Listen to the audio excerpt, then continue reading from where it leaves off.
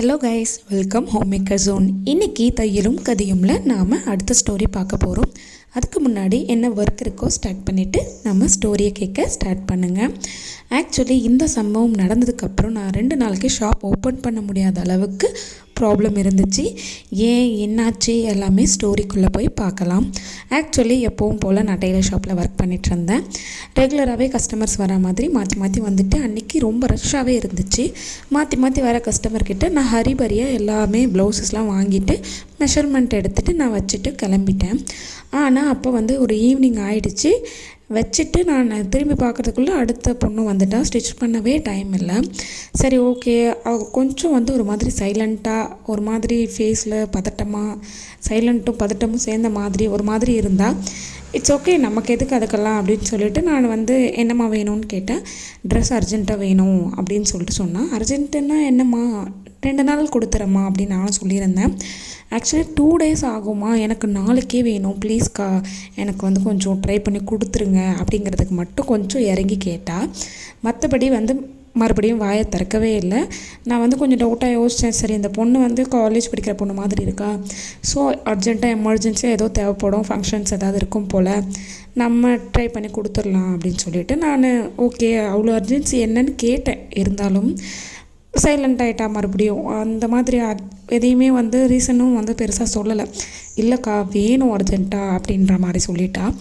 சரி, ஓகேம்மா, நமக்கு அவங்களோட பர்சனல் எதுக்கு, என்ன வேணால் இருக்கலாம், ஸோ எதுக்குன்னு சொல்லிட்டு நானும் வாங்கிட்டேன். நைட்டில் நான் வீட்டுக்கு வராமல் ஸ்டிச்சும் பண்ணிவிட்டு மெஷர்மெண்ட்டும் ஓரளவுக்கு கரெக்டாக எக்ஸாக்டாக பார்த்து ஸ்டிச் பண்ணியாச்சு. ஆஸ் யூஷுவல் டிசைனுமே கொஞ்சம் டிஃப்ரெண்ட்டாக இருந்துச்சு, கொஞ்சம் டஃப் வேலை தான் இருந்துச்சு. சரின்னு சொல்லிட்டு நானும் வச்சுட்டு ஸ்டிச் பண்ணதுக்கப்புறம் மறுநாள் அவள் வீட்டிலேருந்து வந்திருந்தா. இன்றைக்கி இன்னுமே கொஞ்சம் பதட்டம் அதிகமாக வந்திருந்தா. ஒரு பேக்கோடு வந்திருந்தா. அதுக்கு முன்னாள் பேக்கோடு வரல, அந்த ப்ளவுஸ் மட்டும்தான் எடுத்துகிட்டு வந்தா. ஏன் பேக்கோடு வந்தான்னு நான் மென்ஷன் பண்ணுறேன் அப்படின்னா, பேக் ஸ்கூல் பேக்கோ காலேஜ் பேக்கோ கிடையாது, ட்ராவல் பேக். அவளும் ஏதோ எங்கேயோ கிளம்புன மாதிரியும் பாதி கிளம்பாத மாதிரியும் பார்க்கும்போதே ஏதோ சரியில்லை.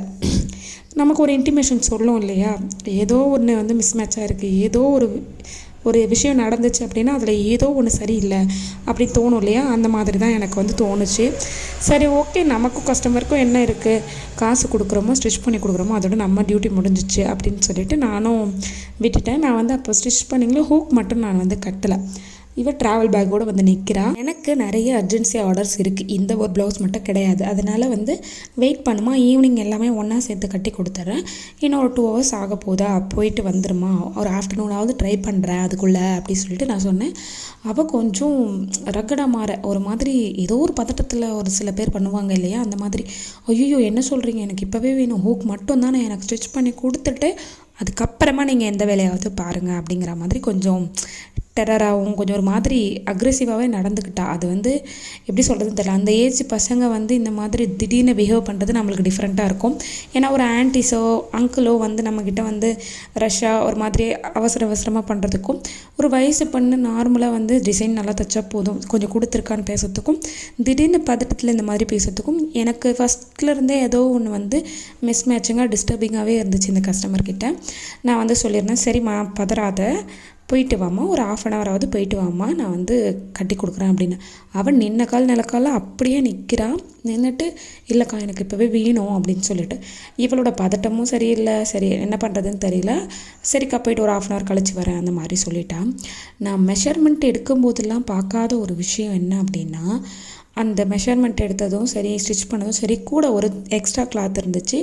அது தேவைப்பட்டால் ஸ்டிச் பண்ணுங்க அப்படிங்கிற மாதிரி, அதாவது பத்தலைன்னா அந்த கிளாத் வச்சுக்கோங்கன்னு சொல்லிட்டு லைனிங் கொடுத்துருந்தா. ஆல்ரெடி அவள் கொடுத்த லைனிங்கே போதுமாக இருந்துச்சு. எக்ஸ்ட்ரா கொடுத்த லைனிங்கை நான் பிரிக்கவே இல்லை, அது ஒரு மாதிரி ரவுண்டடாக இருந்துச்சு. அவள் போனதுக்கப்புறமா நான் ஹூக்கும் கட் பண்ணிவிட்டு ஹூக்குமே ஸ்டிச் பண்ணிவிட்டு அந்த பதட்டத்தில் இப்போ கூட எனக்கு நினச்சா அந்த பதட்டம் வாய்ஸ்லேயுமே வருது. பண்ணிவிட்டு அதை எடுத்து பேக்கில் வைக்கும்போது அந்த எக்ஸ்ட்ரா லைனிங் கொடுத்துருந்தது திறந்து பார்க்கும்போது உள்ளே ஒரு கோல்டு செயின், அது கொஞ்சம் ஓல்டாக தான் இருக்குது, பழசாக தான் இருக்குது, ஆனால் உள்ளே ஒரு கோல்டு செயின் இருக்குது. எனக்கு ஷாக்கிங் ஆகிடுச்சு. பிகாஸ் நம்ம ஷாப்பில் இப்போ அது நான் இப்போ வந்தவளும் அதில் ஒரு கோல்டு செயின் இருக்குதுன்னு என்கிட்ட சொல்லலை. 2 time வந்துட்டா. இப்போ வரைக்கும் அதில் செயின் இருக்குன்னு அவன் மென்ஷன் பண்ணலை. ஒருவேளை மிஸ் பண்ணி வச்சாளா, இல்லை அதுவாக வந்துருச்சா, அவளுக்கே தெரியலையா? இப்போ ஒரு மாதிரி ஒரு பதட்டம் வரும் இல்லையா, நமக்கு என்ன பண்ணுறதே தெரியல. ஒருவேளை நம்ம எடுத்துக்கிட்டோன்னு நினச்சிக்க போகிறாங்களே, 2 வேட்டி வந்தாங்க, நம்ம சொல்லலை, கிளாத் எடுத்துருக்கோம், ஸ்டிச் பண்ணியிருக்கோம், ஹூக் மட்டும்தான் வைக்கணும்னு சொல்லி அமைச்சிருக்கோம். ஒருவேளை அது தெரிஞ்சே வந்து அவன் பண்ண அந்த பதட்டமும் அந்த ரக்கடாகவும் அவசரமாகவும் நடந்துக்கிட்டது. செயின் வந்து இவங்க எடுத்துக்கிட்டு இருக்காங்க, இல்லை செயின் இருக்கிறதே இவங்க சொல்லலைன்னு நினச்சிக்கிட்டாளா, இல்லை இதை வச்சு அவளுக்கு தெரியுமா தெரியாதா? எனக்கு அது வந்து ஏகப்பட்ட கன்ஃபியூஷன் வந்துருச்சு. பிகாஸ் அது பார்த்தாலே தெரியுது கோல்டு செயின், அந்த சிம்பிளே இருக்குது, பார்த்திங்கனாலே வந்து கோல்டு செயின் நம்மளால் கண்டுபிடிக்க முடியும். ஸோ அந்த மாதிரி இருக்கவே எனக்கு பயமாயிடுச்சு, பதட்டமாகவே ஆகிட்டேன் நான். அவள் அதோட அதுக்கு தான் பதறிப்பாளோ அப்படின்னும் தோண ஆரம்பிச்சிச்சு மைண்டுக்குள்ளே. என்னென்னமோ வந்து ஒருவேளை இதால் இருக்கும் அதால் இருக்கும் அப்படின்னு சொல்லி தோண ஆரம்பிச்சிச்சு. நான் வந்து பரவாயில்ல வரட்டும், கேட்டுக்கலாம் அப்படின்னு சொல்லிட்டு நம்ம நல்ல வேலை எடுக்கலை இல்லையா. எனக்கு என்ன அப்படின்னா, நம்ம இத்தனை முறை வந்திருக்கோம், பார்த்து கூட அத்தனை முறை சொல்லாமல் போகும்போது சொல்கிறாங்கன்னா எடுத்துக்கலாம்னு நினச்சிருப்பாங்களோ, நம்மளை நினச்சிட போகிறாங்க அப்படின்னு சொல்லிட்டு எனக்குள்ளே ஒரு குழப்பம். இல்லை இதுக்கு முன்னாடி அவளுக்கு தெரிஞ்சு எடுத்துகிட்டு கம்முன்னு இருக்காங்களா, செக் பண்ணுறதுக்கு வந்தாளா, அதனால தான் பதறாளா அப்படின்ட்டு எனக்கு இன்னொரு குழப்பம். அதை விட அதை தாண்டி யோசிக்கிறது அப்படின்னு பார்த்திங்கன்னா, ஒரு காலேஜ் படிக்கிற பொண்ணு ஒரு செயின் இந்த மாதிரி ட்ரெஸ்ஸுக்குள்ளே மறைச்சி எடுத்துகிட்டு வந்தாலும் இல்லை தவறி வந்துச்சா, இந்த அவசியம் என்ன? செயின் எப்படி இதில் வரும்? தவறி விழுந்தால் கூட நான் நல்லா சொல்கிறேன், அந்த வந்து லைனிங்கில் நல்லா சுருட்டி வச்சுருக்கு. கண்டிப்பாக வெளியே இருந்தால் லைனிங் வாங்கியிருக்கணும், அதில் சுருட்டி வச்சுருக்கு அப்படின்னா நம்ம யாராவது பண்ணால் தான் அந்த மாதிரி வைக்க முடியும். வேறு அவசரப்படுறதும் என்கிட்ட இந்த வாங்கிடணும்னு நினைக்கிறதும் பார்த்தா எனக்கு வந்து கொஞ்சம் பதட்டமாகவே இருந்துச்சு, கொஞ்சம் கொஷினாகவே இருந்துச்சு, ஏதோ சம்திங் நடக்குது அப்படின்னு சொல்லிட்டு. ஒருவேளை இதில் நம்மளே எடுத்து விட்டுற போகிறாங்க, இல்லை நம்மள ஏதாவது தப்பாக சொல்லிட போகிறாங்கிற மாதிரியான பதட்டமும் அதிகமாகிருச்சு. ஆக்சுவலி பார்த்திங்கன்னா அகெயின் அந்த பொண்ணு வந்த உடனே நான் கேட்கக்கூடாது, அவங்களா வந்து அவங்க வாயில் சொல்லட்டும் அப்படின்னு சொல்லிட்டு நான் ஈகராக வெயிட் பண்ணுறேன். ப்ளவுஸ் எல்லாமே கொடுத்துட்டேன், திரும்பவும் மென்ஷன் பண்ணுறேன், அந்த கோல்டு செயினுங்க நான் எடுக்கணும்னு அவசியம் இல்லை, அதெல்லாம் நம்ம வாழ போகிறது கிடையாது. பட் வெயிட்டான நல்ல கோல்டு செயின் தான், 3 பவுன் அந்த மாதிரி இருக்க வாய்ப்பு இருக்குது. நல்ல வெயிட்டாக தான் இருந்துச்சு அந்த செயினை.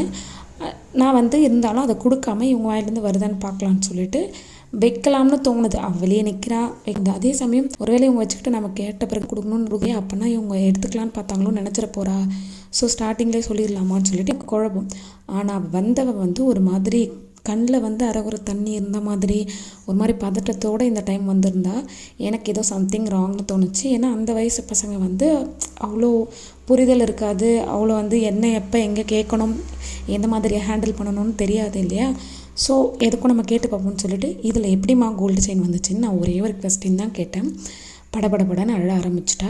எனக்கு அப்போவே தெரிஞ்சிச்சு சம்திங் ஏதோ ராங் அப்படின்னு சொல்லிட்டு. இல்லைக்கா நான் வந்துட்டு எண்டு தான் அது வந்து சேஃபாக இருக்கட்டும்னு வச்சேங்க்கா, இந்த மாதிரி வரமே அப்படின்னு சொல்லிட்டு மழுப்பி ஏதோ ஒரு பதில் சொல்லிட்டான். ஆக்சுவலி பார்த்திங்கன்னா அந்த பதிலே எனக்கு வந்து சாட்டிஸ்ஃபேக்ஷன் கிடையாது, இதில் ஏதோ சம்திங் ராங்னு தெரிஞ்சு போச்சு. நான் வந்துட்டு உன் பேரண்ட்ஸை கூட்டிகிட்டு வாமா, நான் அந்த செயின் தரேன்னு சொன்னோன்னே மறுபடியும் ஓவராக க்ரை பண்ண ஆரம்பிச்சிட்டா, அழுதுகிட்டே இருந்தா. அப்புறம் எனக்கு தெரிஞ்சு போச்சு இது ஏதோ சம்திங் ராங் தான் அப்படின்ட்டு. அப்புறமா தான் சொல்கிறேன், இன்றைக்கி நான் வீட்டிலேருந்து கிளம்ப போகிறேன், எங்கள் வீட்டில் வந்து அக்செப்ட் பண்ணல என் லவ்வை, ஸோ கிளம்ப போகிறேன். அங்கே இருக்க ட்ரெஸ் எல்லாம் வந்து தெரியும் எடுத்தேன்னா, போனால் வந்து ட்ரெஸ் போட்டுக்கிறதுக்கு அங்கேருந்து நான் எதனா எடுத்துகிட்டு வந்தேன்னா தெரியும். இத்தனைக்கும் ட்ராவல் பேக் தான் வச்சுருக்கா, பட் வந்து அதில் எதுவுமே இல்லை. அந்த மாதிரி ஒரு பேக்கே புதுசாக தான் வாங்கிட்டு வந்திருப்பா போல். ஸோ அந்த ட்ரெஸ் எடுத்தால் தெரிஞ்சிடும். இது என்கிட்ட வந்து கிஃப்டாக கொடுத்தாரு, அவர் கொடுத்தது, அதனால் ஸ்டிச் பண்ணி அதை எடுத்துகிட்டு போயிடலான்னு தான் கொடுத்தேன். நான் வெளியில் எங்கேயாவது கடையில் போய் வாங்கினாலும் இப்போ தெரிஞ்சவங்க தான் இதெல்லாம் அப்படின்ற மாதிரி எதோ கதை சொல்கிறா. இப்போ அந்த ஏஜ் பசங்க வந்து கொஞ்சம் பயப்படும் இல்லையா, நம்ம போய் எதனா வாங்கினா திடீர்னு இந்த பொண்ணு தனியாக வந்து வாங்குது அப்படின்னு நான் டவுட் பட்டு வீட்டில் சொல்லிட போகிறாங்க அப்படிங்கிற ஒரு பயம் போல். அந்த பதட்டத்திலே வந்து ஸ்டிச் பண்ணி வாங்கிக்கலாம், அவர் வாங்கி கொடுத்ததுன்னு சொல்லிட்டு வந்திருப்பா போல். இப்போ நான் வந்து என்ன பண்ணணும், இப்போ நான் வந்து ஒரு டெய்லராக ஸ்டிச் பண்ணி அவகிட்ட கொடுத்துட்டு காசு மட்டும் வாங்கிக்கிட்டு போயிட்டு வாமான்னு அனுப்பி வைக்கிறதா, இல்லை ஒரு மதராக, ஏன்னா ஒரு பொண்ணை வச்சுருக்கேன், ஒரு குழந்தை வச்சுருக்கேன், ஃப்யூச்சரில் நமக்கு திங்க் பண்ணி கூட பார்க்க முடியல, அது என்னவா வேணால் இருக்கலாம், இவள் வந்து கரெக்டாக இருக்கலாம், அவங்க வீட்டில் தப்பாக இருக்கலாம், இல்லை இவள் டிசிஷன் தப்பாக இருக்கலாம், அவங்க வீட்டில் கரெக்டாக இருக்கலாம். பட் இந்த சிச்சுவேஷன் யாராவது ஹேண்டில் பண்ண முடியுமா? ஸோ எனக்கு என்ன அப்படின்னா, இப்போ நான் என்ன பண்ணணும், என்ன பண்ணியிருப்பேன்னு நீங்கள் நினைக்கிறீங்க? ஆக்சுவலி இதோட பார்ட் 2 ஸ்டோரி வந்து நான் அடுத்த ஸ்டோரியில் சொல்கிறேன். நான் வந்து என்ன பண்ணணும்னு நினைக்கிறீங்களா, இல்லை வந்து டெய்லராக நீங்கள் உங்கள் வேலையை மட்டும் பார்த்துட்டு காசை வாங்கிட்டு கொடுத்து அனுப்பியிருக்கணும்னு நினைக்கிறீங்களா, இல்லை நீ இதில் பண்ணியிருக்கக்கூடாது, பேரண்ட்ஸ்க்கு வந்து இன்ஃபார்ம் பண்ணியிருக்கணும், நீ வந்து அந்த பொண்ணுக்கு அது தப்பாயிரும். எப்படி பார்த்தாலும் சப்போஸ் இன்ஃபார்ம் பண்ணலைன்னா பேரண்ட்ஸ்க்கு தப்பாயிடும். இப்போ நீங்கள் கமெண்ட் பண்ணுங்கள், நான் என்ன பண்ணியிருப்பேன்னு நினைக்கிறீங்க, என்ன பண்ணியிருந்தால் கரெக்டாக இருக்கும், அப்படி இல்லைன்னா நீங்கள் அந்த ஸ்டேஜில் இருந்தீங்கன்னா என்ன பண்ணியிருப்பீங்கன்னு கண்டிப்பாக கமெண்ட் பண்ணுங்கள். இது உங்களுக்கு இன்ட்ரெஸ்டடாக இருந்துச்சு, அப்படி இல்லை அடுத்த பாட்டு கேட்கணுன்னாலும் கமெண்ட் பண்ணுங்கள். சப்ஸ்கிரைப் பண்ணாதவங்க சப்ஸ்கிரைப் பண்ணி என்னோடய சேனலையும் ஃபாலோ பண்ணிக்கோங்க. இந்த ஸ்டோரியோட கண்டினியூட்டி நாளைக்கே அப்லோட் பண்ணுறேன். ஆக்சுவலி இதோட ரியாக்ஷன்ஸ் எந்த மாதிரி இருக்குங்கிறத வச்சு தான் நான் அந்த ஸ்டோரியோட கண்டினியூட்டி அப்லோட் பண்ண முடியும். நீங்கள் என்ன நினச்சிருப்பீங்கன்னு மறக்காமல் கமெண்ட் பண்ணுங்கள். ஓகே, நெக்ஸ்ட் வீடியோவில் பார்க்கலாம்.